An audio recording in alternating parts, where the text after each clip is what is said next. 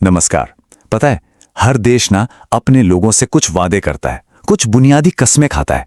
तो आज हम भारत के ऐसे ही एक बहुत गहरे वादे की पड़ताल करने वाले हैं। ये वो वादा है, वो समाजवादी सपना जो हमारे संविधान में छुपा है और आज भी कहीं ना कहीं देश की आत्मा को परिभाषित करता है। अच्छा, भारत के संविधान की गहराइयों में उतरने से पहले एक सवाल पर सोचते हैं। किसी भी सरकार का अपने नागरिकों से सबसे बुनियादी, सबसे फंडामेंटल वादा क्या होता है?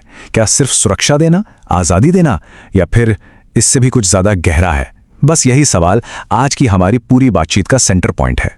तो इस सवाल का जवाब पता है कहाँ मिलता है? हमारे संविधान के एक बड़े ही अनोखे हिस्से में। इसे कहते हैं राज्य के नीति निदेशक तत्व या डीपीएसपी। आप इसे हमारे संविधान का एक मॉरल कंपास समझ लीजिए, एक दिशा सूचक। मतलब ये वो सिद्धांत हैं जो सरकार को रास्ता दिखाते हैं कि भाई एक न्याय से भरा एक बेहतर भारत बनाना है तो किस दिशा में आगे बढ़ना है। तो आज की हमारी इस पड़ताल में हम क्या क्या देखने वाले हैं? सबसे पहले हम समझेंगे कि ये मॉरल कंपास आखिर है क्या। फिर देखेंगे कि ये सभी के लिए न्याय का वादा कैसे करता है, काम और जिंदगी में सम्मान कैसे पक्का करता है और पब्लिक हेल्थ की नींव कैसे रखता है। और आखिर में ये सारी चीजें मिलकर एक वेलफेयर स्टेट का पूरा ब्लूप्रिंट कैसे तैयार करती हैं। तो चलिए शुरू करते हैं। सबसे पहले एक बात समझनी बहुत जरूरी है। ये जो सिद्धांत है ना, ये कोई सख्त कानून या नियम नहीं है।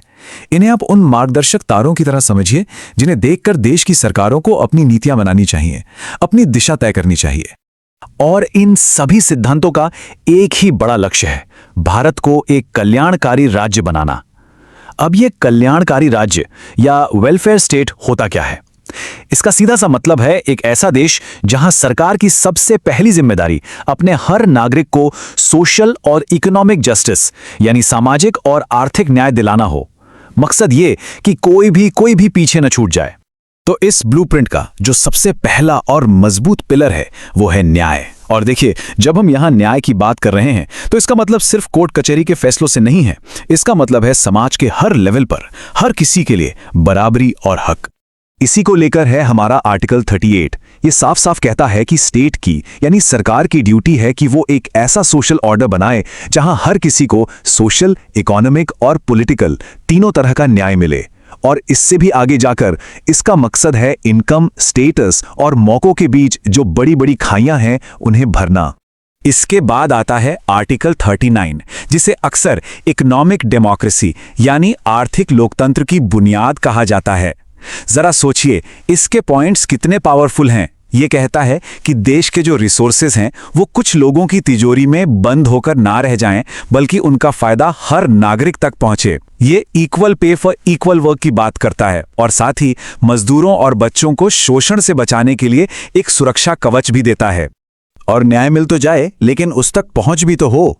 यहीं पर आता है आर्टिकल 39A और ये वाकई एक क्रांतिकारी विचार है। ये कहता है कि इंसाफ इस बात पर निर्भर नहीं करना चाहिए कि किसी की जेब में कितना पैसा है। इसीलिए यह सरकार की जिम्मेदारी बनती है कि वो उन लोगों को फ्री लीगल एड यानी मुफ्त कानूनी मदद दे जो वकील का खर्चा नहीं उठा सकते। अच्छा, तो न्याय की बात हो गई। अब ये ब्लूप्रिंट आगे बढ़ता है और बात करता है हर काम करने वाले इंसान के सम्मान और उसकी सुरक्षा की। इसमें ना एक पूरा सफर दिखता है। सबसे पहले आर्टिकल 42 कहता है कि जहां लोग काम करते हैं वो जगह सेफ हो, इंसानी हो, साथ ही महिलाओं को मैटरनिटी रिलीफ मिले। फिर आर्टिकल 43 एक स्टेप और आगे जाता है। वो कहता है कि मजदूरी सिर्फ इतनी ना हो कि गुजारा चल जाए, बल्कि इतनी हो कि इंसान एक सम्मान की जिंदगी जी सके। और फिर आता है आर्टिकल 43A, जो मजदूरों को इंडस्ट्रीज के मैनेजमेंट में हिस्सेदारी देकर उन्हें असल में एम्पावर करता है। तो एक न्याय से भरा समाज हो गया, काम करने वालों का सम्मान हो गया। इसके बाद तीसरी सबसे जरूरी चीज क्या है? जाहिर है, लोगों का स्वास्थ्य और उनका कल्याण। और हमारे संविधान बनाने वालों ने इसे भी सरकार का एक बहुत जरूरी कर्तव्य माना। इसी को ध्यान में रखकर बनाया गया है आर्टिकल 41। ये एक तरह का सोशल सेफ्टी नेट है, एक सामाजिक सुरक्षा कवच। ये सरकार को डायरेक्शन देता है कि वो लोगों को काम पाने, पढ़ाई करने और जरूरत के वक्त जैसे कि बेरोजगारी में, बुढ़ापे में या बीमारी में मदद पाने का अधिकार दे। और फिर आर्टिकल 47 तो सीधा सीधा पब्लिक हेल्थ को सरकार की प्राइमरी ड्यूटी बताता है। मतलब लोगों के न्यूट्रिशन का लेवल सुधारना, पब्लिक हेल्थ के स्टैंडर्ड को बेहतर बनाना और जो हानिकारक नशीले पदार्थ हैं उनके इस्तेमाल को कंट्रोल करना। तो हमने इस पूरे ब्लूप्रिंट के अलग अलग हिस्से देख लिए, न्याय, कामगारों का सम्मान, पब्लिक हेल्थ। पर अब सबसे बड़ा सवाल ये उठता है कि इन सिद्धांतों की असली पावर क्या है।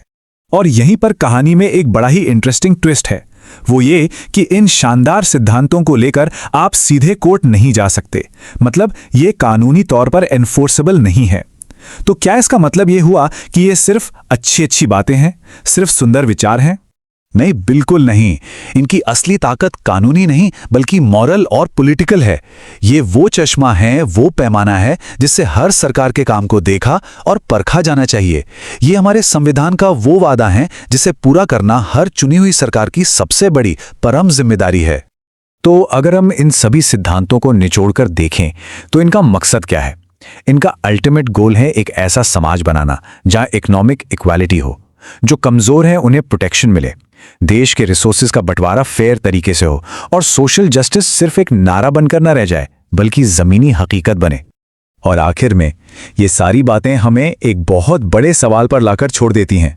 आज जब भारत इतनी तेजी से बदल रहा है तो संविधान का ये 75 साल पुराना समाजवादी ब्लूप्रिंट कितना रेलेवेंट है? ये वो सवाल है जिसका जवाब हम सभी को अपनी नीतियों में, अपने फैसलों में और अपने चुनावों में लगातार ढूंढते रहना होगा।